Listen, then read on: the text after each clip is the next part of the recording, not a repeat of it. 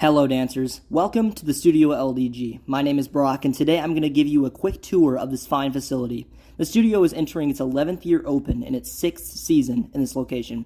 Let's show you around. Our first stop is the Pink Room. It's a bright and welcoming environment where most of our baby classes are held. It's one of the smaller classrooms at the studio and it even has a viewing window to watch from. The next room is the Blue Room. The Blue Room is home to the Senior Wall. The Senior Wall is pictures of all studio alumni that have graduated while dancing at the studio. Next up is the largest room of all the dance rooms. This is the Big Room. The Big Room will soon look a lot different than what it does right now, as it's being redesigned to give the room a more commercial look. This is the Green Room. The Green Room is also going to be undergoing some renovations very soon. Crossing behind the Green Room will give you access to the bathrooms. Finally is my personal favorite. This is the Hip Hop Room.